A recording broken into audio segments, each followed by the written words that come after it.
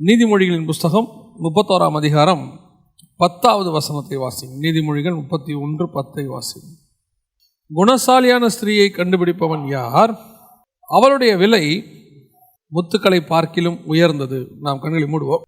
நல்ல தகப்பனே, சர்வ வல்லமை உள்ள எங்கள் ஆண்டவரே, இந்த அருமையான நேரத்திற்காக உமக்கு ஸ்தோத்திரம். மகிமையுள்ள கரத்தில் தாழ்த்துகிறோம். ஆண்டவரே, இந்த வசனத்தின் மூலமாக நீர் எங்களோடு கூட இடைபட வல்லமை உள்ளவராக இருக்கிறீர். இந்த காலை வேளையில் எங்களோடு கூட பேசுவீராக, இந்த வசனத்தை எங்களுக்கு அனுப்புவீராக. வசனத்தினால் உண்டாகிற சுத்திகரிப்பு எங்களுக்குள் உண்டாகும்படி நாங்கள் ஜெபிக்கிறோம். மகிமையுள்ள கரத்தில் தாழ்த்துகிறோம். நீர் பேசும், நீர் இடைபடும். எங்கள் ஆண்டவர் இயேசுவின் நாமத்தில் பிதாவே, அல்லேலூயா. நீதிமொழியின் புஸ்தகம் 31ஆம் அதிகாரம் 10வது வசனம். குணசாலியான ஸ்திரீயை கண்டுபிடிப்பவன் யார்? என்னன்னா, இது இந்த நீதிமொழியின் புஸ்தகம் 31ஆம் அதிகாரம் 10 முதல் 31வது வசனம் வரைக்கும் ஒரு சீரீஸ் மாதிரி. அதுக்குள்ளேருந்து நம்ம வேத பாடத்தையே எடுக்கலாம், நிறைய வரிசையாக வேத பாடமாக எடுக்கலாம். ஆனால் ஏற்கனவே இதை பற்றி நம்ம ஒரு வசனம் ஒன்று எடுத்துருக்கிறோம். அதாவது, அவள் புருஷனுடைய இருதயம் அவளை நம்பும் அப்படின்னு சொல்லி, கர்த்தர் நம்புகிறது யாரை நம்புவார் அப்படின்னு சொல்லி. பொதுவாக இந்த இடத்துல குணசாலியான ஸ்திரீயை கண்டுபிடிப்பவன் யார் என்பது யாரை குறிக்கிறது? கல்யாணத்தில் செய்தி கொடுக்கணும் அப்படின்னா, குணசாலியான ஸ்திரீயை கண்டுபிடிப்பவன் யார் அப்படின்னு சொல்லி, மனைவியை குணசாலியான மனைவியை கண்டுபிடிக்கவே முடியாது அப்படின்னு சொல்லி ஒரு முடிவே வந்துட்டாங்க. இப்போ அது சான்ஸே இல்லைங்க அப்படின்ற மாதிரி. இந்த வசனம் அப்படி தான் இருக்கும். குணசாலியான ஸ்திரீயை கண்டுபிடிப்பவன் யார்? இதுக்கு நமக்கு வலு சேர்க்குற மாதிரி, ஆமாம் அது கன்ஃபார்ம் தான், கரெக்ட் தான், அது கண்டுபிடிக்க முடியாது அப்படின்ற மாதிரி இன்னொரு வசனமும் இருக்குது. பிரசங்கியின் புஸ்தகம் 7ஆம் அதிகாரம் 28வது வசனத்தை வாசிங்க போகும். பிரசங்கி 7:28. என் மனம் இன்னும் ஒன்றை தேடுகிறது, அதை நான் கண்டுபிடிக்கவில்லை. 1000 பேருக்குள்ளே ஒரு புருஷனை கண்டேன், இவர்கள் எல்லாருக்குள்ளும் ஒரு ஸ்திரீயை நான் காணவில்லை. தெளிவாக இருக்குல்ல வசனம்? தெளிவாக இருக்கு இல்லை? 1000 பேருக்குள்ளே நான் ஒரு புருஷனை கண்டேன், ஸ்திரீயை காணவில்லை அப்படின்னு சொல்லி. அப்போது வசனம் தெளிவாக சொல்லுது, ஒரு குணசாலியான ஸ்திரீயை கண்டுபிடிப்பது முடியாது அப்படிங்கிற மாதிரி இந்த இடத்துல வசனம் சொல்லுது. ஆனால் கண்டுபிடிப்பவன் யார் அப்படின்னு ஒரு கொஸ்டினும் போட்டிருக்கு. நான் எப்பவுமே சொல்லுவேன், வசனத்தை நம்ம பார்க்குற ஒரு ஆங்கிள் இருக்குது, ஆவியானவர் நமக்கு கொடுத்துருக்கிற ஒரு ஆங்கிள் இருக்குது. நம்ம எப்பவுமே அதில் தான் பார்க்கணும். அந்த டைமென்ஷனில் பார்த்தா தான் நமக்கு அது புரியும். அதுதான் வெளிப்பாடு. இந்த வசனத்தை நான் வாசித்துட்டு இருக்கும்போது, எதை பற்றி ஆண்டவர் இங்கே சொல்லியிருக்கிறாரு அப்படின்னு சொன்னால், நம்ம ஆண்டவர் சும்மா வெறும் நார்மலாக ஜோக் அடிக்கிறதுக்காகலாம் இப்படிலாம் போட மாட்டார். ஆண்டவர் எதுக்காக இது இப்படி சொல்லியிருக்கிறாரு, குணசாலியான ஸ்திரீயை கண்டுபிடிப்பவன் யார் அப்படின்னா, இப்போ அந்த பிரசங்கியின் புஸ்தகத்தை திருப்பி வாசிங்க சொல்கிறேன். 7ஆம் அதிகாரம் 28ஆம் வசனத்தை வாசிங்க. அது என்ன, 1000 பேருக்குள்ளே ஒரு புருஷனை கண்டேன். 1000 பேரில் ஒரு புருஷனை தான் கண்டாரா? 1000 பேருக்குள்ளே ஒரு புருஷனை கண்டேன்னா எதை குறிக்குது அப்படின்னு சொன்னால், வாசிங்க உன்னத பாட்டின் புஸ்தகம் 5ஆம் அதிகாரம் 10வது வசனம். என் நேசர் வெண்மையும் சிவப்புமானவர், 10000 பேர்களில் சிறந்தவர். 1000 பேரில் ஒரு புருஷனை கண்டேன் அப்படின்னா என்ன அர்த்தம்னா, அந்த புருஷன் இயேசு கிறிஸ்து 10000 பேர்களிலே சிறந்தவர். பிதாவாகிய தேவன் ஆதாமை உண்டாக்குகிறார். ஆதாமை உண்டாக்கினதிலிருந்து அவர் ஒரு தனக்கேற்ற ஒரு புருஷனை, அதாவது புருஷன்னா நீங்கள் வெறும் கணவன் நினைக்கக்கூடாது. புருஷன்னா ஆண்மகன் அப்படின்னு அர்த்தம். கேடகம் பிடித்த 1000 புருஷர் அப்படின்னு சொன்னால், கேடகம் பிடித்த 1000 கணவன் அர்த்தம் இல்லை, கேடகம் பிடித்த 1000 ஆண்மக்கள் அப்படின்னு அர்த்தம். அப்போது இன்னொரு வசனம் இருக்குல்ல, மனைவிகளே உங்கள் சொந்த புருஷருக்கு கீழ்ப்படிங்கள் அப்படின்னு சொன்னால், சொந்த புருஷனா என்ன? நிறைய பேர் சொந்த புருஷனோட தப்பாக புரிச்சுக்கிறாங்க. அதாவது சொந்த ஆண்களுக்கு, அப்பாவுக்கு, கணவனுக்கு, அண்ணனுக்கு, அந்த மாதிரி அர்த்தம். சொந்த புருஷருக்கு கீழ்ப்படிங்கள் அப்படின்னு அர்த்தம். அப்போ நம்ம புருஷர் என்பது ஆண்களை குறிக்கிறதான ஒரு வார்த்தை. 1000 பேரில் ஒரு புருஷனை கண்டேன் அப்படின்னா என்ன அர்த்தம்னா, ஆதாமை உண்டாக்கினதிலிருந்து ஆண்டவர் அநேக இடத்துல சில காரியங்களை எதிர்பார்க்கிறார். ஆதாம்கிட்டே எதிர்பார்த்தார், விழுந்து போனார். அதுக்கு பிறகு நோவா காலத்தில், அதுக்கு பிறகு ஒவ்வொரு காலத்திலும் ஆபிரகாம், ஈசாக்கு, யாக்கோபு எல்லாரும் நீதிமான்களாக இருந்தாலும் கூட தேவன் எதிர்பார்த்த பரிசுத்தம் அவரிடத்துல இல்லை. இவ்வளோ பேருக்குள்ளே, 10000 பேருக்குள்ளே ஒரு புருஷனை கண்டேன். என் நேசர் 10000 பேர்களிலே சிறந்தவர். அதான் 1000 பேருக்குள்ளே ஒரு புருஷனை கண்டேன். 10000ங்களிலே ஒரு புருஷன் யாருன்னா இயேசு கிறிஸ்து. இப்போ தேவன் தனக்கேற்ற அந்த புருஷனை கண்டுபிடிச்சிட்டார். ஆனால் அவருக்கு ஏற்ற மணவாட்டி, குணசாலியான ஸ்திரீயை கண்டுபிடிப்பவன் யார்? அவருக்கு ஏற்ற மணவாட்டி எது? எதுக்காக சொல்கிறேன்? இப்போ ஆதாம்ல இருந்து நோவா வரைக்கும் பார்த்தீங்கன்னு சொன்னால் மனசாட்சி காலம், அது ஒரு சபை. மனசாட்சி பிரமாணம் என்பது ஒரு சபை. அடுத்து ஆபிரகாம்ல இருந்து இயேசு கிறிஸ்து வரைக்கும் நியாயப்பிரமாண காலம், அது ஒரு சபை, இஸ்ரவேல் சபை. இப்போ இயேசு கிறிஸ்துவிலிருந்து நம்ம காலம் வரைக்கும் இப்போ நடந்துகிட்டு இருக்கிறது, இது சுயாதீன பிரமாணம், அதாவது புதிய ஏற்பாட்டு சபை. இப்போ ஆண்டவர் ஒவ்வொரு காலத்திலும் ஒரு சபையை தனக்கு மனவாளியாக செலக்ட் பண்றார். இஸ்ரவேலையுமே அப்படிதான் சொல்றாரு, நீ என்னுடையவளானாய் அப்படின்னு சொல்றாரு. ஆனால் ஒவ்வொரு சபையும் ஏதோ ஒரு இடத்துல கர்த்தருக்கு சோரம் போகிறது. ஆதாம் காலத்தில் உள்ள மனசாட்சி பிரமாணம் ஃபெயிலியர். அதனால தான் நோவா காலத்தில் எல்லாத்தையும் அழிச்சிட்டு புதுசாக ஒரு பிரமாணத்தை உண்டாக்குறாரு. ஆண்டவர் சொல்றார் நோவா கிட்ட, இது முதல் கொண்டு நான் சகோதரனுடைய ரத்தத்துக்கு நான் பழி வாங்குவேன். புது பிரமாணம் வருது, நியாயப்பிரமாணம் வருது. நியாயப்பிரமாணம் இயேசு கிறிஸ்துவோடு கூட ஃபெயிலியர். இயேசு கிறிஸ்து வர்ற போது ஃபெயிலியர் ஆயிடுச்சு. இப்போ இயேசு புது பிரமாணத்தை கொண்டாடுறாரு, அதான் சுயாதீன பிரமாணம். இப்போ நாம இருக்கிறோம். ஸோ இந்த பிரமாணத்தை பொறுத்த வரைக்கும் இப்போ இது ஒரு மனவாட்டி சபை. இப்போ குணசாலியான ஸ்திரீயை கண்டுபிடிப்பவன் யார் அப்படின்னா, குணசாலியான சபையை கண்டுபிடிப்பவன் யார்? அது மனைவியை குறிக்கவில்லை, சபையை குறிக்கிறது. வெறும் மனைவிக்குன்னு வச்சு தியானிச்சாலும் தியானிக்கலாம், அதில் உங்களுக்கு உலக பிரகாரமான சத்தியம் தான் கிடைக்கும், ஆவிக்குரிய சத்தியம் கிடைக்காது. அதே குணசாலியான ஸ்திரீ என்பது ஒரு ஆவிக்குரிய சபை, கர்த்தருக்கு ஏற்ற மனவாட்டி சபை. அந்த மனவாட்டி சபையை எப்படி இருக்கணும் அப்படிங்கிறது தான் அந்த நீதிமொழிகளின் புஸ்தகம் 31ஆம் அதிகாரத்தில் நம்ம வாசிச்சோம் இல்லையா? 10வது வசனத்திலிருந்து 31வது வசனம் வரைக்கும் அந்த 21 வசனத்தில் கர்த்தர் எதிர்பார்க்கிற சபை எப்படி இருக்கும் அப்படிங்கிறத தான் நாம் பார்க்கிறோம். அதில் குறிப்பாக நம்ம இதுக்கு முன்னாடி ஒரு தடவை அவள் புருஷனுடைய இருதயம் அவளை நம்புங்கிற தலைப்பின் கீழ் தேவன் நம்புகிற சபை எப்படி இருக்கும் அப்படின்னு நம்ம எடுத்துருக்கிறோம். இன்னைக்கு நம்ம எந்த வசனத்தை பார்க்க போறோம் அப்படின்னு கேட்டீங்கன்னு சொன்னா, நீதிமொழிகள் புஸ்தகம் 31ஆம் அதிகாரம் 13வது வசனம். ஆட்டு மயிரையும் சணலையும் தேடி தன் கைகளினால் உற்சாகத்தோடே வேலை செய்கிறாள். நல்லா கவனிச்சுக்கொள்ளுங்க, ஆட்டு மயிரையும் சணலையும் தேடி தன் கைகளினால் உற்சாகத்தோடு கூட வேலை செய்கிறார். ஒரு சபையை குறித்து சொல்லும் போது அந்த சபை அல்லது அந்த மனைவி அல்லது அந்த பெண் மிக முக்கியமாக 2 பொருளை வைத்து வேலை செய்கிறாள். எதற்காக அப்படிங்கிறத நான் உங்களுக்கு பின்னாடி சொல்றேன். ஆட்டு மயிரையும் சணலையும் தேடி அப்படின்னு சொல்லி, இந்த ஆட்டு மயிர் சணல் இந்த 2 விஷயம் எதை குறிக்கிறது, எதை பற்றி சொல்லப்பட்டிருக்கிறது அப்படின்னு கேட்டீங்கன்னு சொன்னா, முதலாவதாக ஆட்டு மயிர் என்பது நியாயப்பிரமாணத்தை குறிக்கிறதான ஒரு வார்த்தை. ஆட்டு மயிர் என்பது நியாயப்பிரமாணத்தை குறிக்கிற வார்த்தை. எப்படி சொல்றோம் அப்படின்னு கேட்டீங்கன்னு சொன்னா, வாசிங்க யாத்ராகமத்தின் புஸ்தகம் 26ஆம் அதிகாரம் 14வது வசனத்தை வாசிங்க. சிவப்பு தீர்ந்த ஆட்டுக்கடா தோலினால் கூடாரத்திற்கு ஒரு மூடியையும். நல்லா கவனிங்க, நியாயப்பிரமாணம் என்பது சிவப்பு தீர்ந்த ஆட்டுக்கடா தோலினால் அந்த ஆசாரிப்பு கூடாரத்தை மூடணும். இதற்கான ஆவிக்குரிய சத்தியம் என்ன அப்படின்னு சொல்லி நீங்க பார்த்தீங்கன்னு சொன்னா, ஆண்டவர் சபையை தன்னுடைய ஒரு பிரமாணத்தினால் மூடி இருக்கிறார். இப்போ இன்னும் கொஞ்சம் நீங்க பின்னாடி போனீங்க அப்படின்னு சொன்னா, ஆதாமுக்கு ஆண்டவர் என்ன பண்றாரு, தோலினாலே ஒரு ஆடையை தைக்கிறார். ஆடையை தைத்து அவனுக்கு ஆண்டவர் அதை போடுறாரு அப்படின்னு சொல்லி நம்ம பார்க்கிறோம். அப்ப இந்த தோலினால் தைக்கப்பட்ட ஆடை என்பது எதை குறிக்கிறது? ஆதாம் பாவம் செஞ்சிட்டாரு, நிர்வாணம்னு வந்துருச்சு. நிர்வாணம் வந்த உடனே ஆண்டவர் என்ன செய்யறாரு, தோலினாலே ஒரு ஆடையை உண்டாக்கினார். ஆதியாகமத்தின் புஸ்தகம் 3ஆம் அதிகாரம் 21வது வசனத்தில் தேவனாகிய கர்த்தர் ஆதாமுக்கும் ஏவாளுக்கும் தோலினால் ஆடைகளை உண்டாக்கி அப்படின்னு.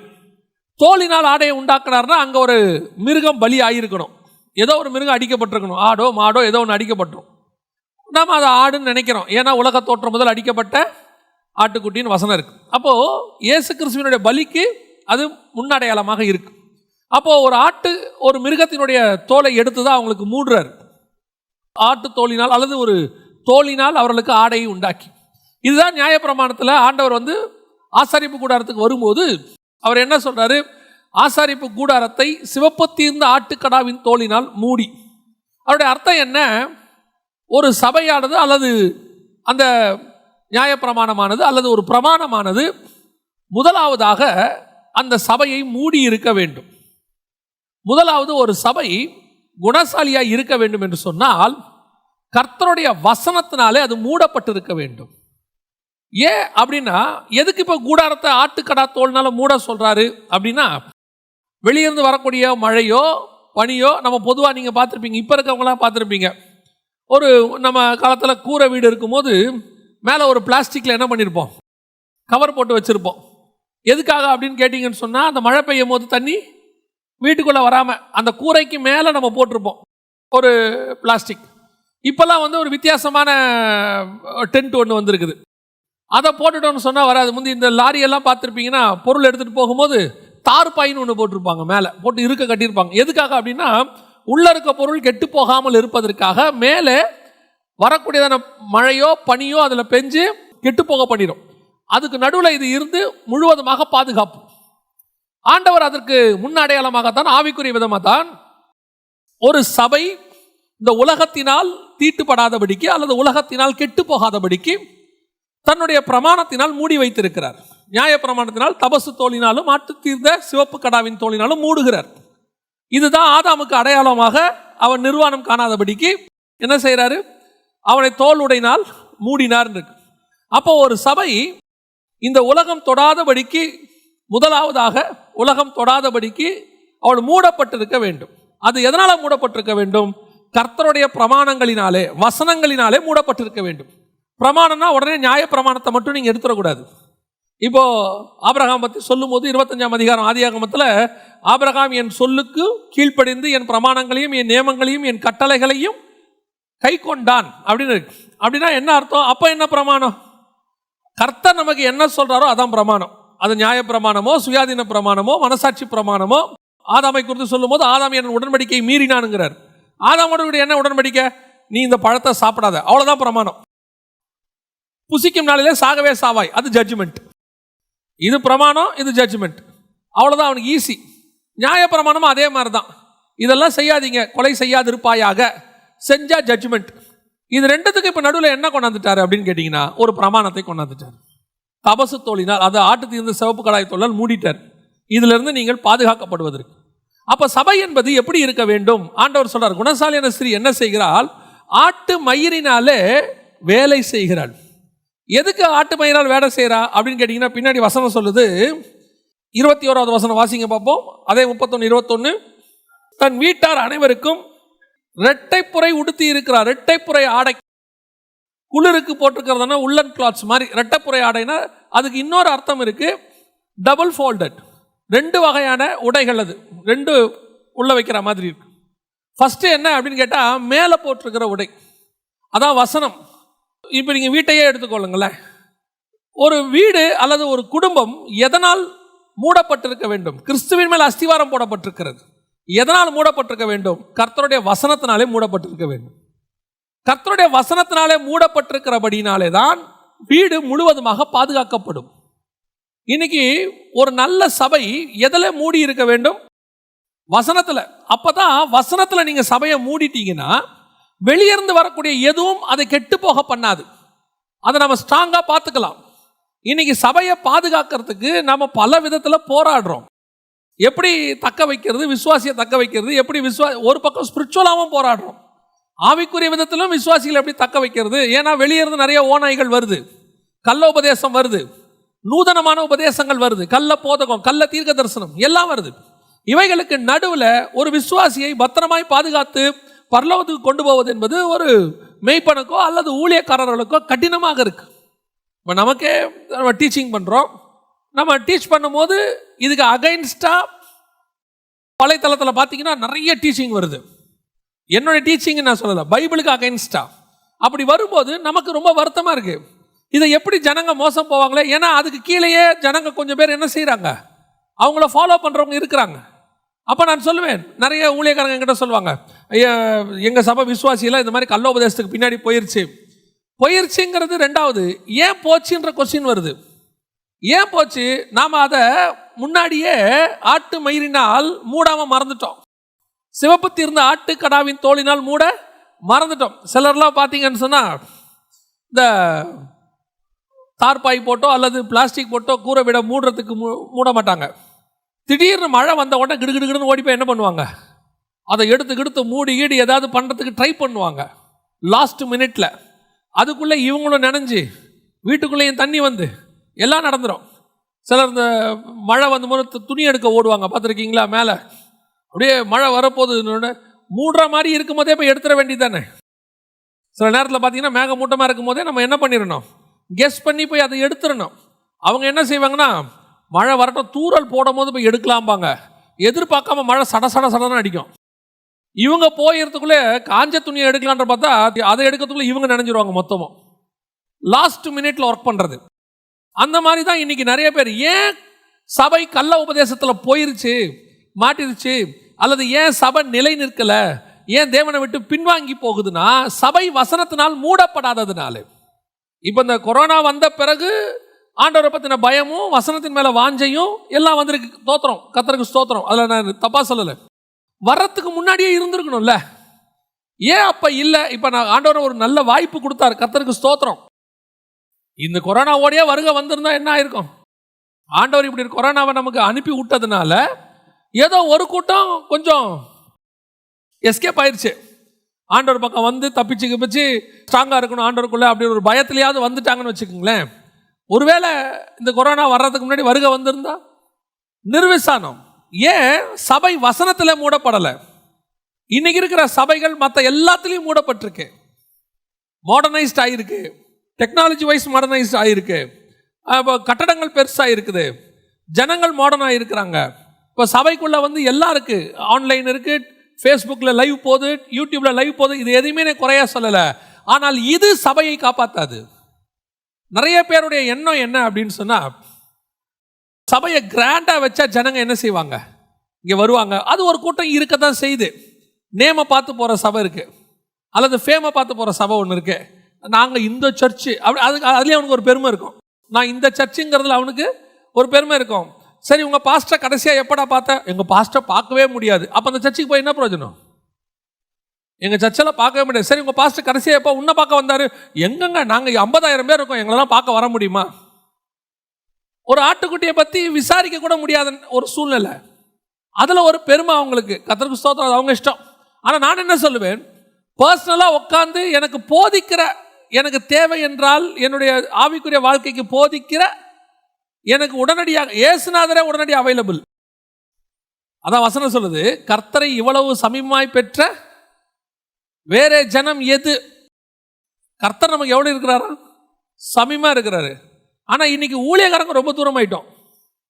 இப்போ ஊழியக்காரங்களை பார்க்கணுன்னாலே ரொம்ப பிஸி, அப்பாயின்மெண்ட்லாம் வாங்க வேண்டியிருக்கு, பார்க்க முடியாது. இன்க்ளூடிங் மைசெல்ஃப், என்னையும் சேர்த்தே சொல்கிறேன். இப்போ விசுவாசிக்கு அவைலபிள் யாரெல்லாம் ஊழியக்காரங்க கிடையாது, இயேசுநாதர் மட்டும்தான். அது வரைக்கும் நல்லது, நீங்கள் அவர்கிட்டே போங்க, அவர் தான் 24 hours அவைலபிள். ஏன்னா ஊழியக்காரங்க இன்னைக்கு ரொம்ப பிஸி ஆகிட்டோம். அப்போ சபை வந்து ஜனங்க வந்து எப்படி பார்க்குறாங்க அப்படின்னா, ஊழியக்காரனுமே அப்படி ஆப்பிரிக்காவில் உள்ள ஒரு ஸ்டைல் சொல்லுவாங்க.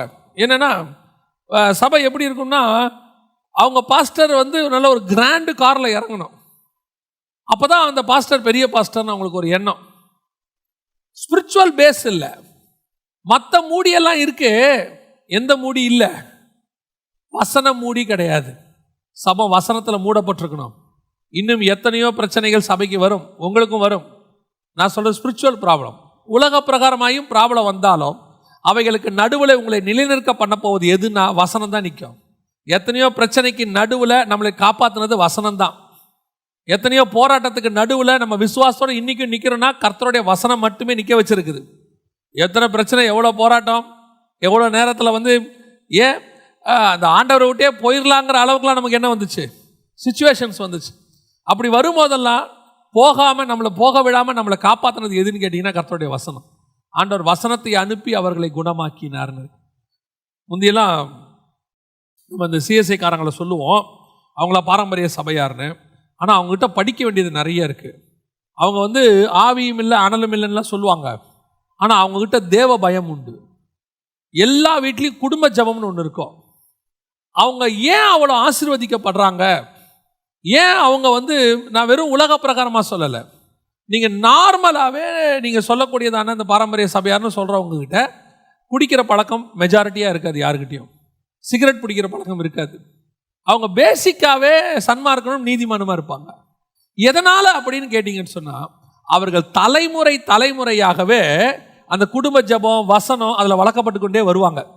அவங்க வீடுகளில் வளர்க்கப்பட்டுக்கிட்டே வருவாங்க. உட்காந்து குடும்பமாக உட்காந்து ஒரு குடும்ப ஜபம் பண்ணுவாங்க.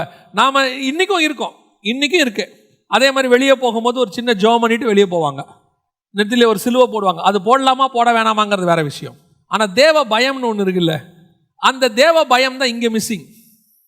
ஏன்னா நாமெல்லாம் இப்போ நம்ம ஊரில் சொல்லுவாங்க, கோயில் பூனை திருட்டுக்கு அஞ்சாதும்பாங்க. நாமெல்லாம் ஆவி அனல் இப்படி சர்ச்சிலே இருக்கிறதுனால நமக்கு அந்த தேவ பயம் போயிட்டே இருக்குது கொஞ்சம் கொஞ்சமாக. ஆனால் அவங்கள பார்த்தீங்கன்னா இன்னும் அதை மெயின்டைன் பண்ணுவாங்க.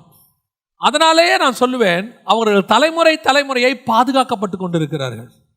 அந்த பாதுகாப்பு நமக்கும் வரணும்னா நம்ம சபைகளும் சரி வீடுகளும் சரி வசனத்தினால் மூடப்பட்டிருக்கணும். இதை சபை ரெடி பண்ணணும். சபை வந்து என்ன செய்யணுமா, தன் பிள்ளைகளுக்கு ஆட்டு மயிரினால் ரெடி பண்ணுறான். ஏன் பின்னாடி ஒரு குளிர்காலம் வரும், குளிர்காலம் வரும்போது என் பிள்ளைகள் சஃபர் ஆகக்கூடாதுன்னு இப்போவே ரெடி பண்ணுறது. இதுதான் ஒரு சபை செய்ய வேண்டிய மிக முக்கியமான விஷயம். நீங்கள் குடும்பத்திலும் சொல்கிறேன், பிள்ளைகள் வளர ஆரம்பிக்கும் போதே, சின்ன பிள்ளைகள் கை குழந்தையாக இருக்கும் போதே சொல்கிறேன், வசனத்தில் வளர்க்க தொடங்கணும். சிலர்லாம் பார்த்தீங்கன்னு சொன்னால், நான் பார்த்துருக்குறேன், சில மார்க்கத்தார் 3 வயசு 4 வயசில் அவங்க வேதத்தை கையில் கொடுத்து அவங்களுடைய வழிபாட்டு தளத்துக்கு அனுப்பி விடுவாங்க. எத்தனை மணிக்கு தெரியுமா? காலைல 5 மணிக்கு. நான் காலைல 5 மணிக்கு எழுந்திரிச்சு போகும்போது பார்ப்பேன், அவங்க பிள்ளைகளே 5 வயசு 4 வயசு பிள்ளைகளே கையில் என்ன செய்வாங்க, அவங்களுடைய மார்க்கத்தினுடைய புத்தகத்தை கொடுத்து படிக்க அனுப்பி விடுவாங்க. அவர்கள் வந்து உலக பிரகாரமாக படிக்கிறாங்க, நல்லா இருக்கிறாங்க, அது வேற. ஆனால் அவங்க ஒன்றில் கான்சன்ட்ரேட் பண்ணுறாங்க, தன்னுடைய பிள்ளைகள் தன்னுடைய வசனத்திலே வளர்க்கப்பட்டு இருக்க வேண்டும். நம்ம என்ன பண்ணுவோம், 15 வயசுக்கு மேலே தான் பிள்ளைக்கு வசனத்தை சொல்லிக் கொடுக்கறத பற்றியே யோசிப்போம். சின்ன வயசில் சொல்லி கொடுத்தாலே வீட்டில் இருக்கிற தாத்தா பாட்டி, அந்த குழந்தைக்கு போய் ஏன் இதெல்லாம் பண்ணுறீங்க, அது கொஞ்சம் இல்லை. எனக்கு தெரிஞ்ச ஒருத்தர் மனைவி கர்ப்பமான போது ஆடான்னு தெரிஞ்ச உடனே என்ன பண்ணார், டெய்லி அவர் ஒரு வேலையாக எடுத்து செஞ்சார். அவர் தன் மனைவி பக்கத்தில் உட்காந்து மத்திய எழுதின சுவிசேஷத்திலிருந்து டெய்லி ஒரு அதிகாரம் படிப்பார். அந்த கர்ப்பமானாங்கன்னு கேள்விப்பட்ட அன்னையிலிருந்து டெய்லி ஒரு அதிகாரம் அவர் படிப்பார். பைபிளை வச்சு மத்தியிலிருந்து படிப்பார். அவர் சொல்லுவார், அண்ணே குழந்தை பிறக்கிறதுக்கு நான் எப்படி பைபிளை முடிச்சிருவேனே, ஏன் அப்படின்னு கேட்டேன். அப்போ சொன்னார், அண்ணே நம்ம வாசிக்கிறது பிள்ளை காதில் உழுனே அப்படின்னு. இதை நம்ம பைத்தியம் தானே சொல்லுவோம், ஆனால் சயின்டிஃபிக்கலி ப்ரூவ்டு. சயின்ஸ் என்ன சொல்லுது, பிள்ளை வயிற்றில் இருக்கும்போது நம்ம வெளியே பேசுறது நிறைய விஷயங்கள் அதுக்கு என்ன செய்யுமா, கேட்குமா. நாம் இங்கே சண்டை போட்டோம்னா அது அங்கே துள்ளுமா, நாம் இங்கே பட்டாசு வெடிச்சோம்னா அது பயப்படுமா. அவங்க சொல்கிறாங்க, இஸ்ரேலெல்லாம் கர்ப்பமாக இருக்கிறவங்க டிவி பார்க்கக்கூடாதுன்னு சொல்லி வச்சுருக்கிறாங்களாமா. ஏன்னு சொன்னால் அதில் வரக்கூடிய சீரியல் அந்த மாதிரி கத்தி குத்துறதெல்லாம் பிள்ளை என்ன செய்யுமா, அஃபெக்ட் பண்ணுமா. அப்போது அந்த மனுஷன் அந்த பிள்ளை பிறக்கிறதுக்குள்ளே பைபிளை வாசித்து முடிச்சுட்டார். அவர் சொல்கிறாரு, ஆனால் நான் சொல்லிக் கொடுக்குறோம் இல்லையாண்ணா, இந்த வசனம் என் பிள்ளை காதில் என்ன செஞ்சுருக்கோம், விழுந்திருக்கோம். ஒரு பைபிளை அந்த பிள்ளை பிறக்கிறதுக்குள்ளேயே கேட்டு முடிச்சிருச்சு. நாம் பார்த்துருக்கீங்களா, பைபிள் எப்போ வாங்கி கொடுப்போன்னு, 5வது பர்த்டேக்கு 10வது பர்த்டேக்கு ஒரு படம் போட்ட பைபிள் ஒன்று வாங்கி கொடுத்து, அது வேறு நமக்கு ஒரு பெருமை, என் பிள்ளைக்கு நான் இன்றைக்கி தான் பைபிள் வாங்கி கொடுத்துருக்கேன். பண்ணுறது லேட்டு, சரி அதுலேயாவது வாங்கி கொடுத்தீங்களே தோத்திரம். எதுக்கு சொல்கிறேன், நம்முடைய குடும்பம் வசனத்தினால் கட்டப்பட்டிருக்க வேண்டும், வசனத்தினால் மூடப்பட்டிருக்க வேண்டும். ஒவ்வொரு நாளும் பிள்ளைங்க காலையில் எழுந்திரிச்சு பைபிள் வாசித்தாங்களான்னு கேளுங்க. நீங்கள் முதல்ல வாசிங்க, அது ரொம்ப முக்கியம். நம்ம வாசித்தா தான் அவன் வாசிப்பான், நம்ம வாசினா பிள்ளைகள் வாசிக்கும். சில வீடுகளெல்லாம் பைபிள் வாசித்தியா அப்படின்னு அவன் திரும்பி அப்படியே பார்ப்பான் நம்மளை, சார் வாசிச்சிங்களா அப்படின்னு அவன் பார்க்குறது நம்மளை பார்த்து கேட்குற மாதிரியே இருக்கும். எதுக்கு சொல்ல வரேன் அப்படின்னா, நம்ம சில பையனை ஸ்ட்ரிக்டாக வளர்ப்போம், நாம் அந்த வேலையை செஞ்சுக்கிட்டு இருப்போம் இல்லை, சீரியல் பார்த்துக்கிட்டே இருப்போம். அவன் உட்காந்து கார்ட்டூன் பார்த்தா, பாஸ்டர் சொன்னாரல்ல உன்னை டிவி பார்க்காதன்னு அப்படிம்போம். அவன் நம்மளே பார்ப்பான், பாஸ்டர் எனக்கு மட்டுமா சொன்னார், சரி பரவாயில்ல இருந்துட்டு போட்டோம் அப்படின்னு. நீங்கள் முதல்ல நல்ல பைபிள் வாசிங்க.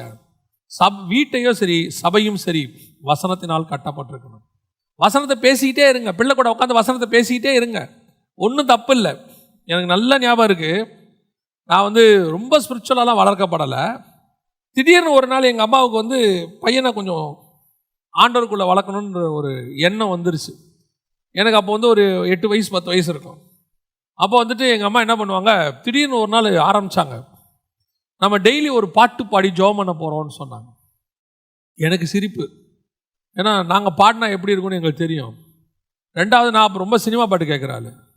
எங்கள் அம்மா மெனக்கெட்டு எனக்கு தெரிஞ்ச ஒரு 6 மாதம், அதுக்கப்புறம் கண்டினியூ பண்ண முடியல எங்களால், ஒரு 6 மாதம் டெய்லி என்னை பக்கத்தில் உட்கார வச்சு ஒரு பாட்டு பாடுவாங்க, ஒரு வசனம் வாசிப்பாங்க.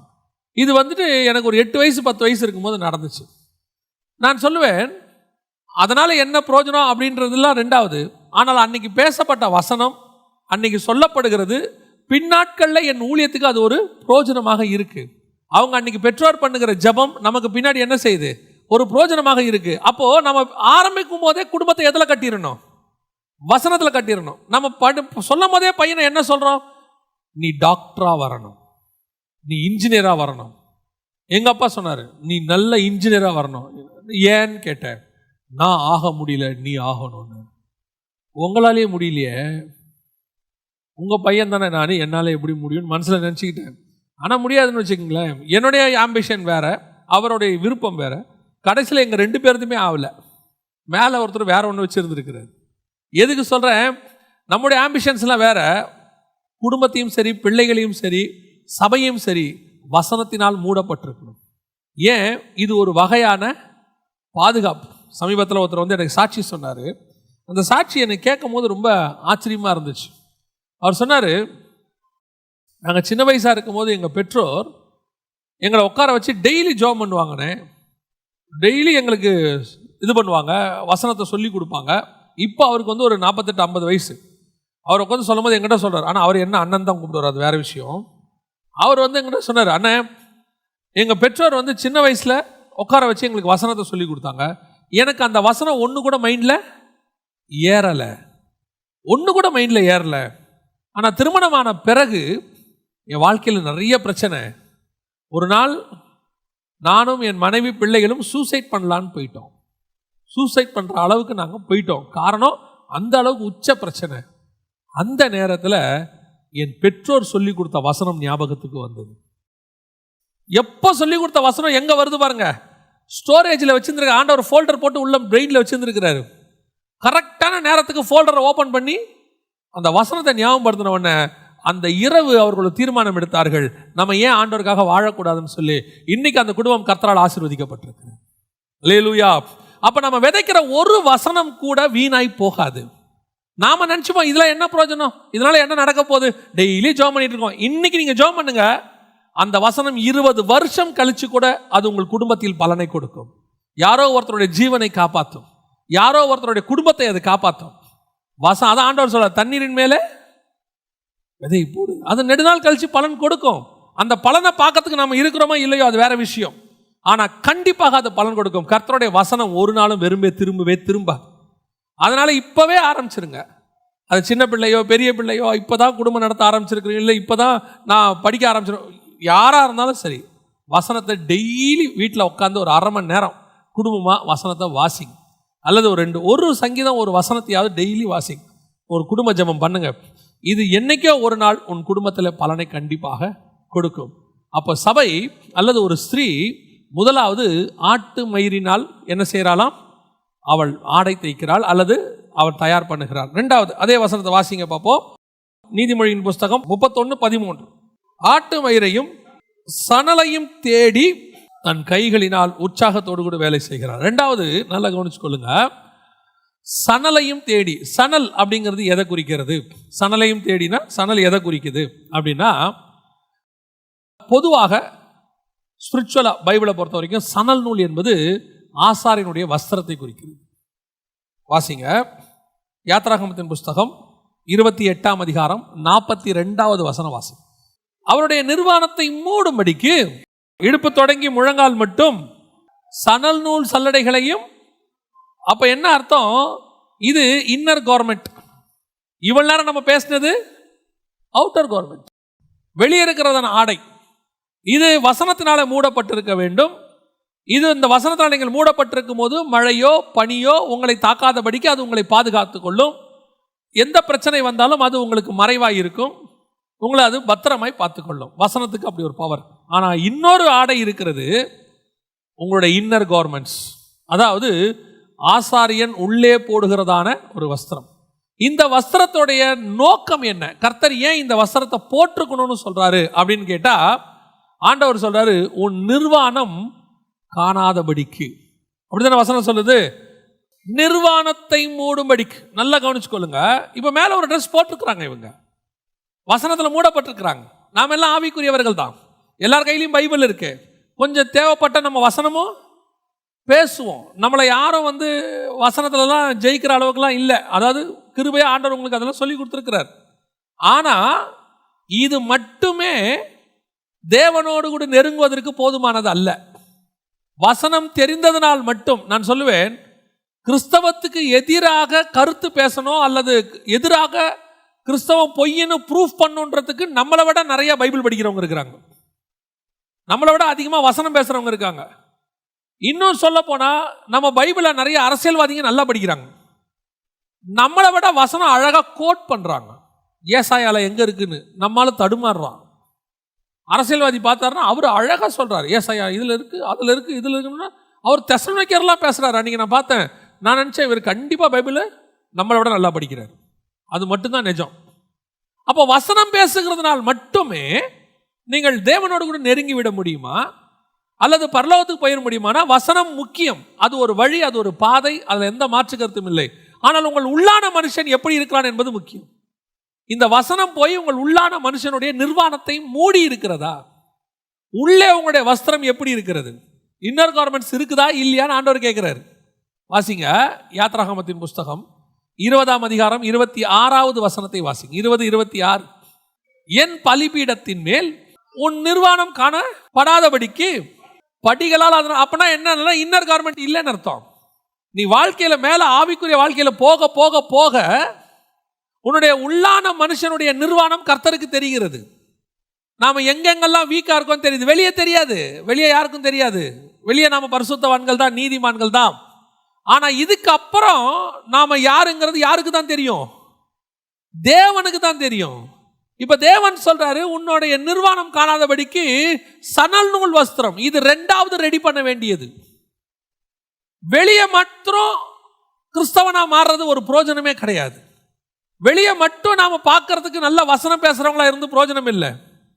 எனக்கு ஒரு அண்ணன் சொல்லி கொடுத்தாரு, all the preachers is not good teachers. அதாவது நல்லா பிரசங்கம் பண்றவன்லாம் நல்ல வேதபாரகன் கிடையாது. இன்னும் சொல்ல போனா நல்ல பிரசங்கம் பண்றவங்களாம் பரலோகத்துக்கு போவான்னு சொல்ல முடியாது. நமக்கு தெரிஞ்ச முதல் பிரசங்கர் யாரு? நமக்கு தெரிஞ்ச முதல் பிரசங்கர் பைபிள்ல யாரு? பிரசங்கினே ஒருத்தர் இருக்கிறாரு. யாரு? சாலமோன். சாலமோன் வீழ்ந்தாரா இல்லையா? விசுவாச வீரர்கள் பட்டியலில் அவரு இல்லை. சாலமோனை விட நமக்கு ஞானம் இருக்கா? இல்லை. சாலமோன் மாதிரி ஒரு நீதிமொழிகள் எழுத முடியுமா? இல்லை.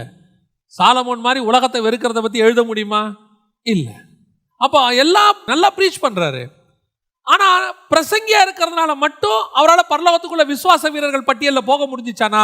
எபிரேயர் 11 அவர் பேர் இல்லை விசுவாச வீரர்கள் பட்டியலில். அப்போ வெறும் ப்ரீச்சராக இருந்து பிரயோஜனம் இல்லை, நல்லா பேசி பிரயோஜனம் இல்லை, நல்ல வசனத்தை சொல்லி பிரயோஜனம் இல்லை. அது உள்ள போய் மாறி இருக்கணும், கிரியை நடந்திருக்கணும். உங்க உள்ளான நிர்வாணம் மூடி இருக்கணும். கர்த்தரிடத்துல நெருங்க நெருங்க நெருங்க. நல்லா தெரிஞ்சுக்கொள்ளுங்க, ஒரு ஒரு ஸ்டாண்டர்ட் இருக்கு. என்ன ஸ்டாண்டர்ட்? நம்ம ஆரம்பத்தில், இப்போ நாங்கள் இருந்த ஒரு நிலையிலிருந்து உங்களுக்கு சொல்கிறேனே, நாங்கள் ஆரம்பத்தில் எங்களுக்கு வீடு ரொம்ப சின்ன வீடு. அங்கே நாங்கள் வீட்டுக்குள்ளே படுக்க முடியாது. வாசலில் அப்படி வெளியே வேற பிளாட்ஃபார்ம் மாதிரி இருக்கும், அங்கே தான் படுப்போம். ஏன்னா எங்கள் வீடு ரொம்ப சின்னது. நானும் எங்கள் அம்மாவும் அப்படி தான் ஆரம்பத்தில் இருந்தோம்.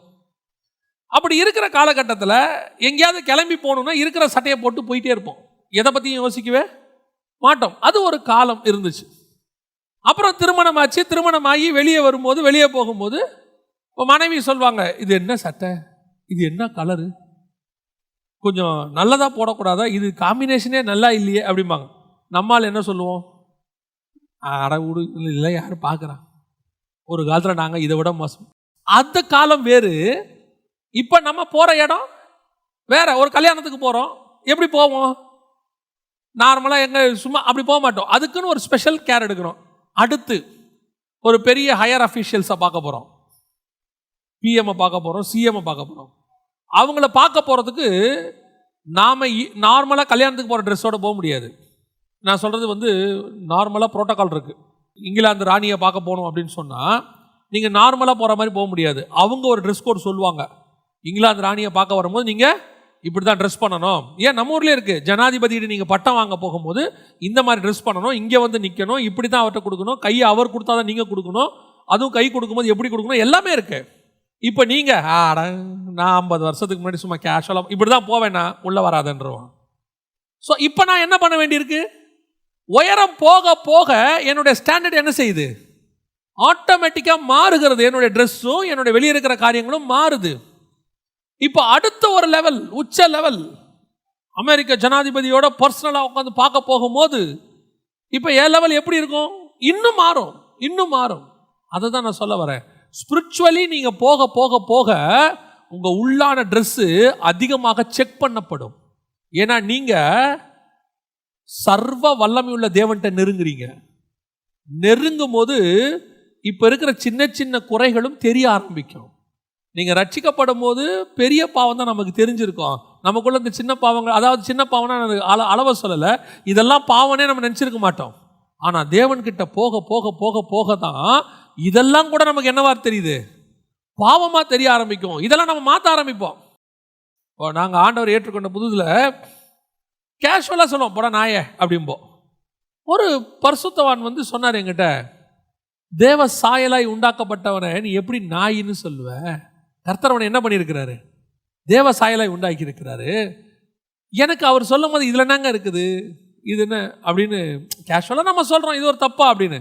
ஆனால் தேவனோடு கூட நெருங்க நெருங்க நெருங்க தான் நமக்கு தெரியுது, இந்த மாதிரி வேர்டு கூட ஆவியானவரை துக்கப்படுத்துகிறது. அந்த மனுஷனுடைய ஸ்பிரிச்சுவல் ஸ்டாண்டர்ட் அன்றைக்கி நமக்கு இல்லை பாருங்க. அவர் சொல்லும்போது அது நமக்கு புரியல. கிட்ட போக போக நம்ம நார்மலாக சில வேர்டெல்லாம் யூஸ் பண்ணுவோம், அவனே இவனே, சில விக்கிரகங்கள் பேரெல்லாம் சொல்லி திட்டுவோம். ஆனால் அதெல்லாம் கிட்ட போக போக தான் நமக்கு தெரியுது எவ்வளோ பெரிய தப்பு பண்ணியிருக்கிறோம். நம்ம நாவலேருந்து அப்படிப்பட்ட வார்த்தைகள் எல்லாம் என்ன செய்யக்கூடாது, புறப்படக்கூடாது. ஒரே ஒரு இடத்துல ஒருத்தரை பார்த்து, உனக்கு அறிவு இருக்கா அப்படின்னு கேட்டேன். இது பல வருஷத்துக்கு முன்னாடி நடந்தது. காரில் பின்னாடி வசனம் இருக்கும். அவர் நான் பிலீவர். அவர் சொல்கிறாரு, ஒரு கிறிஸ்டினாக இருந்து இப்படி பேசுகிறீங்களே அப்படின்னு. எனக்கு அவர் கேட்கும் போது ஒன்றும் புரியல. அப்புறம் காரில் உட்காந்துட்டு வரும்போது யோசிக்கிறேன், கிறிஸ்தவங்கிட்ட இந்த உலகம் என்ன செய்யுது, அதிகமாக எதிர்பார்க்குது. கிறிஸ்தவனா இப்படி இருப்பான்னு ஒரு நம்பிக்கை அவங்களுக்கு இருக்கு. அவங்களுக்கே அப்படி இருக்கணும், தேவனுக்கு எப்படி இருக்கும். ஆண்டவர் சொல்றாரு, கிட்ட வரும்போது உன் நிர்வாணம் காணாதபடிக்கு. ஏன், உனக்குள்ள இருக்கிறதான நிர்வாணம் எனக்கு தான் தெரியும். அதை நான் பார்க்காதபடிக்கு என்ன செய்ய, உன் உள்ளான வஸ்திரம் ஒன்று போட்டுக்கணும், அதை பர்ஃபெக்ட் பண்ணு. நீங்கள் பார்த்துருக்கீங்களா, நான் இந்த செய்தியை சொல்லும் போது நீங்கள் எதுவும் அந்த ஸ்பிரிச்சுவலாக மட்டும் யோசிங்க, வேறு எதுவும் யோசிக்காதீங்க. இன்னர் கார்மெண்ட்ஸ், உள்ளான வஸ்திரம், வெளியான வஸ்திரம். இது அழுக்காக இருந்தால் எல்லாருக்கும் தெரியும், உள்ள அழுக்காக இருந்தால் யாருக்கும் தெரியாது, அது நமக்கு தான் தெரியும். இதை அயன் பண்ணி போடுவோம். உள்ளான வஸ்திரத்தை யாராவது பனியன் அயன் பண்ணி போடுவோமா? ஆனால் பனியன் பாருங்க, நம்ம உடம்பு சூட்லேயே அது என்ன ஆகும். அப்போது நாம் எவ்வளோக்கு எவ்வளோ அனலாக இருக்கிறோமோ அவ்வளோக்கு உள்ளான வஸ்திரம் கரெக்டாக இருக்கும். நம்ம தோச்சி போடுறோமா தோக்காமல் போடுறோமான்னு நமக்கு தெரியும். நமக்கே தெரியணும், நம்ம ஆண்டவருக்கு இன்னும் நல்லா தெரியும். அவர் எக்ஸ்பெக்ட் பண்ணுறாரு, உன் உள்ளான வஸ்திரம் சுத்தமாக இருக்கணும், உன் உள்ளான வஸ்திரம் நிர்வாணத்தை மூடும்படிக்கு. அப்போது இதையும் ரெடி பண்ண வேண்டியது யாருடைய பொறுப்பு, அந்த சபையினுடைய பொறுப்பு, அந்த தாயினுடைய பொறுப்பு. அந்த தாய் அதை சுத்தமாக்கி, அந்த உள்ளான வஸ்திரம் சுத்தமாக்கி கொடுக்கும்போது தான் அந்த மகனோ மகளோ அல்லது அந்த கணவனோ அந்த சுத்தத்தோடு கூட அவர்கள் வெளியே போவார்கள். அதை சுத்தமாக்கி கொடுக்குற பொறுப்பு யார் கையில் இருக்குது, அந்த சபை கையில் இருக்கு. நான் வெளியே மாத்திரம் என் சபை பெருசாகணும், வெளியே மட்டும் என் சபை கிராண்டாக இருக்கணும், வெளியே மட்டும் என் விசுவாசிகள்லாம் பணக்காரராக இருக்கணும், யாரும் தரித்திரர் கூட ஆசைப்படக்கூடாது, அது நல்லது. ஆனால் நாம் உள்ளேயும் எப்படி இருக்கணும், என் சபை ஸ்பிரிச்சுவலி உள்ளேயும் ஸ்ட்ராங்காக இருக்கணும். என் தேவனுக்கு முன்பாக என் சபை வளர்ந்திருக்க வேண்டும். என்னுடைய ஒவ்வொரு விசுவாசியும் ஆவிக்குரிய வாழ்க்கையில் வளர்ந்திருக்கணும். என் ஒவ்வொரு விசுவாசியும் எப்படி இருக்கணும், ஊழியக்காரனா மாறுற அளவுக்கு இருக்கணும். என் ஒவ்வொரு விசுவாசியும் கர்த்தரிடத்துல சாட்சி பெறவனா இருக்கணும். அந்த அளவுக்கு விசுவாசியை வளர்க்கக்கூடிய இடத்துல சபை நிற்கணும். வெறும் இன்னைக்கு நிறைய பேர் எதுக்காக உங்களுக்கு ஜெபம் பண்றாங்க, கர்த்தர் உங்களை ஆசீர்வதிக்கணும், உங்களுக்கு வீடு கொடுக்கணும், கார் கொடுக்கணும். நான் அதை ரொம்ப நாள் சொல்லிட்டேன், சரி அது அவங்க இஷ்டம், ஓகே கொடுக்கட்டும். நீங்கள் ஆசீர்வாதமாக இருங்க, நல்லா இருங்க, உங்களை வேணான்னு சொல்லலை, அது உங்கள் இஷ்டம். இது மட்டும் போதாது ஆவிக்குரிய வாழ்க்கைக்கு. உங்களுடைய உள்ளான வஸ்திரம், உள்ளான ஆவிக்குரிய வாழ்க்கை நல்லா வளர்ந்துருக்கணும். முதலாவது ஆண்டவர் சொல்கிறாரு, உன் நிர்வாணத்தை மூடும்படி. ரெண்டாவது ஏன் உள்ளான வஸ்திரம் போடணும்? வாசிங்க எசேக்கியேல் தீர்க்கதரிசன புஸ்தகம் 44ஆம் அதிகாரம் 17வது வசனத்தை வாசிங்க. 44:17 வாசிங்க. உட்பிரகாரத்தில் பிரவேசிக்கிற போது சணல் நூல் வஸ்திரங்களை உடுத்திக் கொள்வார்களாக, அவர்கள் உட்பிரகாரத்தின் வாசல்களிலும் தரித்திருக்கலாகாது. ஏன்? 18 வாசிங்க. அவர்களுடைய தலைகளில் சணநூல் குல்லாக்களையும் அவருடைய இடைகளில் சணநூல் சல்லடங்களையும் தரிக்க வேண்டும்.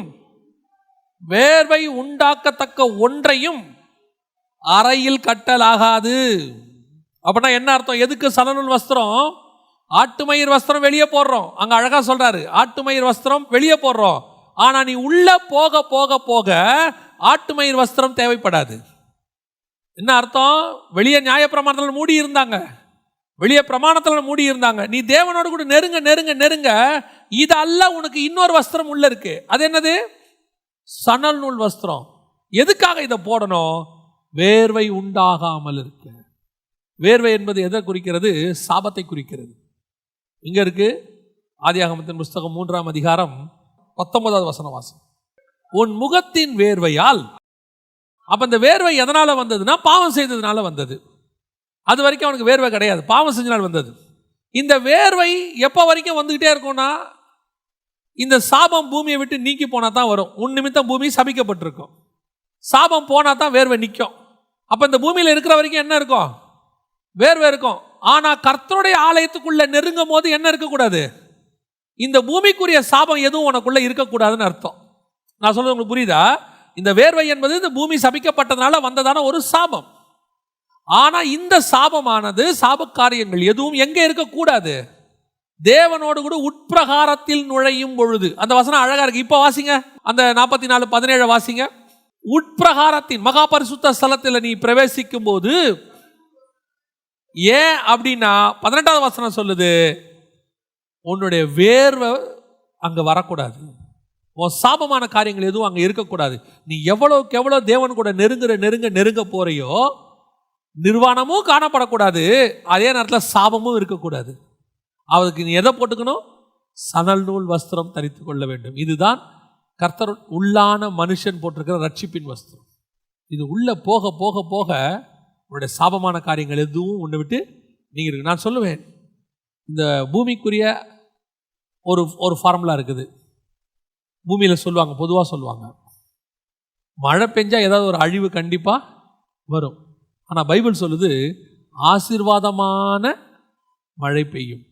மழை பெய்யும், ஆனால் அது ஆசீர்வாதமாக இருக்கும், அழிவாக இருக்காது. எந்த விதமான அழிவு இல்லாமல் ஒரு மழை பெய்யும். இந்த உலகம் சொல்லும், ஒன்றை கொடுத்தால்தான் இன்னொன்றை பெற்றுக்கொள்ள முடியும். ஆனால் நம்முடைய ஆண்டவர் அவரை நமக்கு கொடுத்து விட்டதுனால நாம் எதையும் இழக்காமல் பெற்றுக்கொள்வதற்கு கர்த்தர் கிருபை தந்திருக்கிறார்.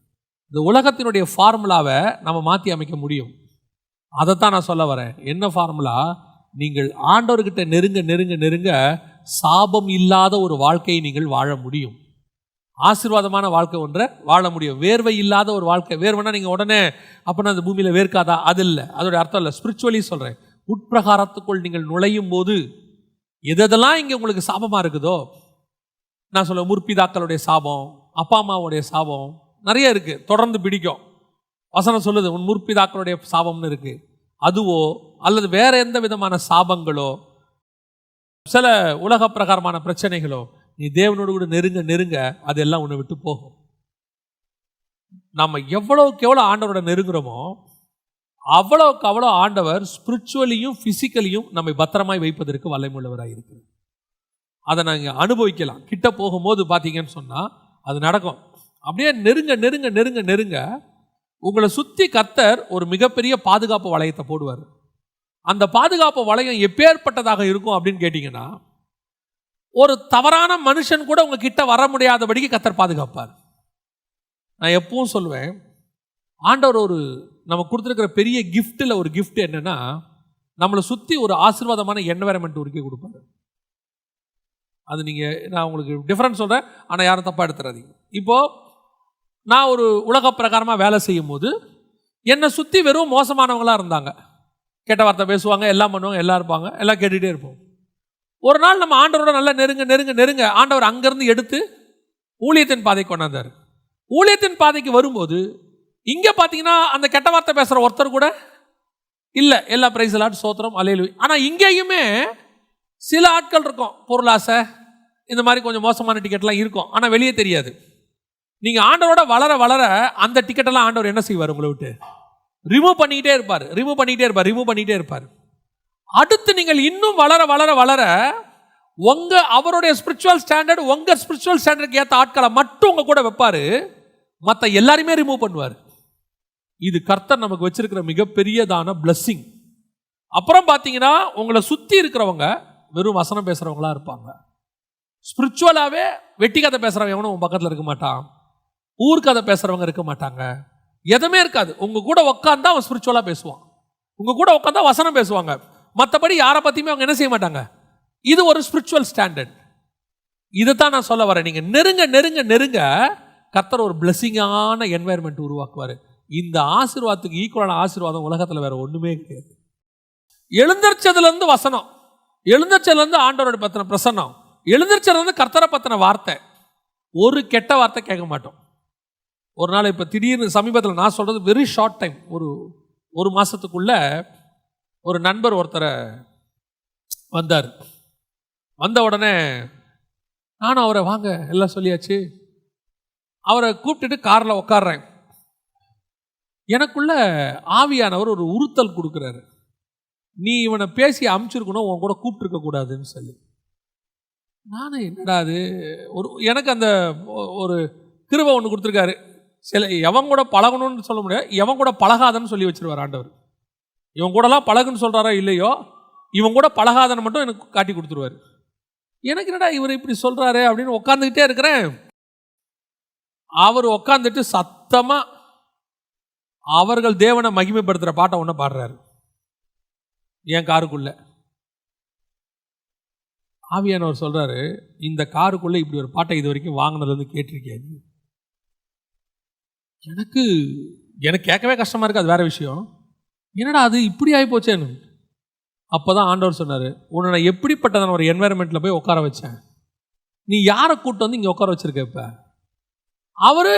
அது அவருடைய இஷ்டம், அவர் தேவனை பற்றி பாடலாம், அது அவருடைய இஷ்டம். ஆனால் என்னுடைய காருக்குள்ளே பாட வேண்டிய அவசியம் இல்லை. என் காருக்குள்ளே என் தேவனை மகிமைப்படுத்துகிற பாடல்கள் மட்டுமே இருந்தது, நான் அவரை உயர்த்துற துதி மட்டுமே இருந்தது. அப்போ காரில் போகும்போது ஒரு பிரசன்ஸ் இருந்துச்சு எனக்கு. இப்போ என்ன ஆயிடுச்சு, நானா உருவாக்கிக்கிட்டது இதை. அப்போ ஆவியானவர் சொன்னார், நான் உன்னை உட்கார வச்ச இடம் வேற, உன்னை சுற்றி வெறும் நன்மையான காரியங்களை பேசுகிறதையும் ஆசீர்வாதமான காரியங்கள் நடக்கிறதையும் அப்படிப்பட்ட ஜனங்களோட மட்டும் உன்னை உட்கார வச்ச. நீ நெருங்க உனக்கு இந்த ஆசீர்வாதம் வந்துக்கிட்டே இருக்கும். வேர்வை உன்னை விட்டு போயிட்டே இருக்கும், வேர்வைக்கான காரியங்கள் இருக்காது. காரணம், நீ சலநூல் போட்டு கர்த்தரோடு கூட நெருங்கி கொண்டிருக்கிற. தேவனோட எவ்வளவு நெருங்குறீங்களோ அவ்வளவு கர்த்தர் ஸ்பிரிச்சுவல் பிளெஸிங்குள்ள கொண்டு போகும். அதை உணர்ந்தா மட்டும்தான் நீங்கள் என்ன செய்ய முடியும், ஃபீல் பண்ண முடியும். நீங்கள் அதை ஃபீல் பண்ணணும்னா கர்த்தரோட என்ன செய்யணும், உள்ள நெருங்கி போயிட்டே இருக்கணும். அதான் பைபிள் சொல்லுது, நீ 2 வகையான ட்ரெஸ்ஸை ரெடி பண்ணணும். இதைத்தான் நம்ம சபைக்கு என்ன செய்யணும், சொல்லிக் கொடுக்கணும்.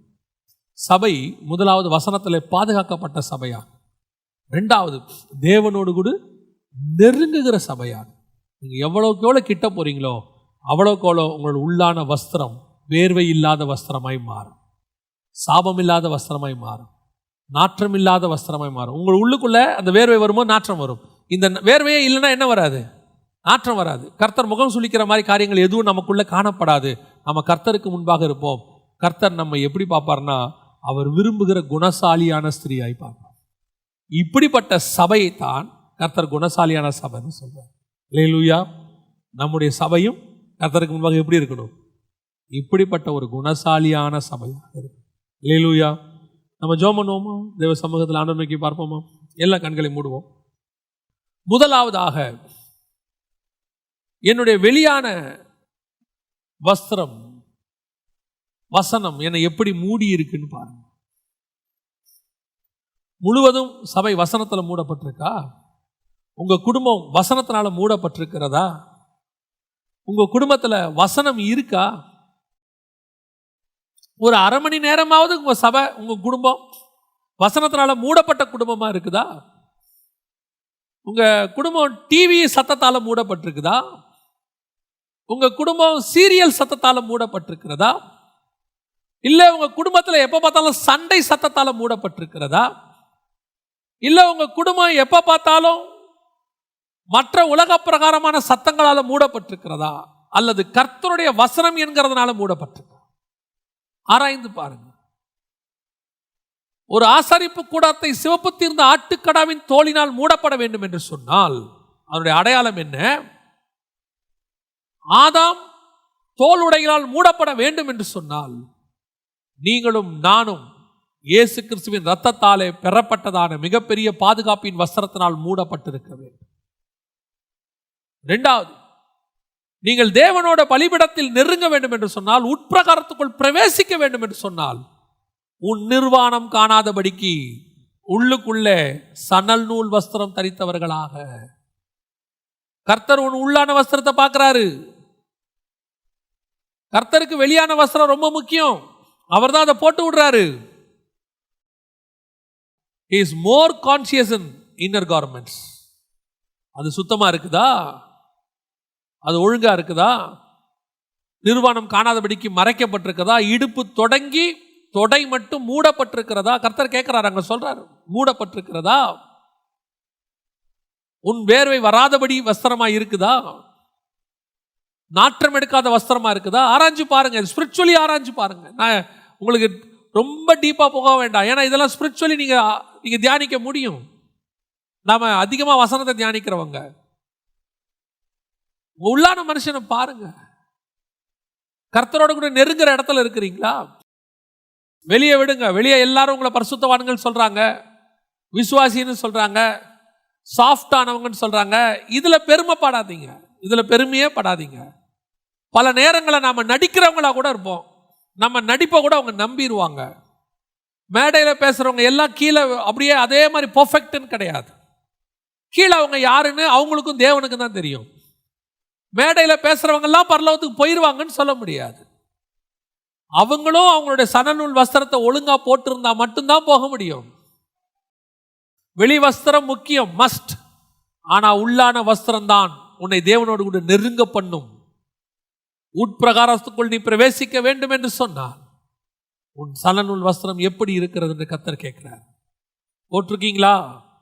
சணநூல் வஸ்திரம் உங்களை உள்ளான மனுஷன் கர்த்தருக்கு முன்பாக எப்படி இருக்கிறார்? ஆவிக்குரிய வாழ்க்கை எப்படி இருக்கிறது? ஆராய்ந்து பார்க்கக்கூடிய இடத்துல நாம நிக்கிறோம். அந்த வஸ்திரத்திலேயோ அல்லதுல ஏதோ ஒரு பிரச்சனை இருந்தா அந்த வசனம் கீழே சொல்லுது, அக்கிரமம் சுமந்து அவர்கள் சாகாதபடிக்கு. அப்போ உன்னுடைய சணநூல் வஸ்திரம் உள்ளான மனுஷன் எதற்காக என்றால் நீ சாகாதபடிக்கு பாதுகாக்கிற வஸ்திரம் அது. அது சாகாதபடிக்கு உன்னை பாதுகாக்கிற வஸ்திரம் அது. வஸ்திரம் இருக்கா இல்லையான்னு உலகம் பார்க்காது, மற்றவங்களுக்கு தெரியாது, ஏன் உன் கூட இருக்கிறவங்களுக்கு கூட தெரியாது. ஆனா தேவனுக்கு தெரியும். இல்ல நம்ம செத்தோன்னு வசனம் சொல்லுது. ஆராய்ந்து பாருங்க. ஆண்டவரே, என் உள்ளான மனுஷன் உமக்கு முன்பாக நிர்வாணமா இருக்கிறானா? இல்ல நீ விரும்புகிறதான ஆடையை தெரிச்சிருக்கிறானா? வேர்வை இல்லாம இருக்கிறானா? சாபம் இல்லாம இருக்கிறானா? பாவம் இல்லாம இருக்கிறானா? ஆராய்ந்து பாருங்க. வசனம் அப்படிதான் சொல்லுது. நம்ம ஜெபம் பண்ண போறோம். சர்வ வல்லமை உள்ள எங்கள் தகப்பனே, இந்த அருமையான நேரத்திற்காக உமக்கு ஸ்தோத்திரம். கிருபையுள்ள கரத்துல தாழ்த்துகிறோம். நாங்கள் இரட்டைப்புறை ஆடை தரித்தவர்களாக, வெளியான ஆட்டுமயிர் தோலையும் உள்ளான சணநூல் தரித்தவர்களாக, வெளியேவும் ஆண்டவரே உமக்கு முன்பாக உண்மையும் உத்தமமாக வசனத்தில் நிலைநிற்கிறவர்களாகவும், உள்ளேயும் சுத்திகரிக்கப்பட்டவர்களாக, பாவம் தீர்க்கப்பட்டவர்களாக, நீர் விரும்புகிற பரிசுத்தத்தை அடைந்தவர்களாக, மணவாட்டி உள்ளார பூரண மகிமை உடையவள் அதான் சணநூல் வஸ்திரம் தரித்தவர்களாக நாங்கள் காணப்பட எங்களுக்கு கிருபை பாராட்டும். மகிமையுள்ள கரத்தல தாழ்த்துகிறோம் எங்கள் ஆண்டவர் இயேசுவின் நாமத்தில் பிதாவே.